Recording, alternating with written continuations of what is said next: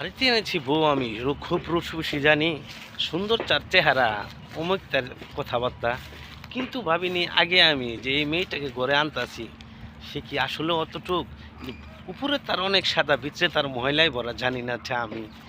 দুদিন পরে শুনি আমি বাপ মার সাথে শুনিবা লাগার আগে। আমি থাকি ঢাকাতে, বউ থাকে বাড়িতে, থাকে বাপ মার সাথে। দুদিন পরে পরে ফোনে বলে যে চলে আসো বাড়ি, তোমার বাপ মার চরিত্র বলা না, আমি এটা জানি। তো আমি বললাম এতদিন ধরে লালন পালন করেছে আমার যে মা, সে মায়ের চরিত্র কতটুকু ভালো সেটা জানি আমি। ওই মেয়ে এলো অন্যের মেয়ে, সে কীভাবে জানবে? সে তো আমার ঘরে বউ হয়ে আসছে 2 দিন ধরে। তো চিন্তা ভাবনা করলাম, আমি বউর কথা শুনে চলে গেলাম দেশের বাড়ি ফুলবাড়িয়াতে। যে জিজ্ঞাসা করলাম কি হয়েছে তোমার আমার মা বাবার সাথে।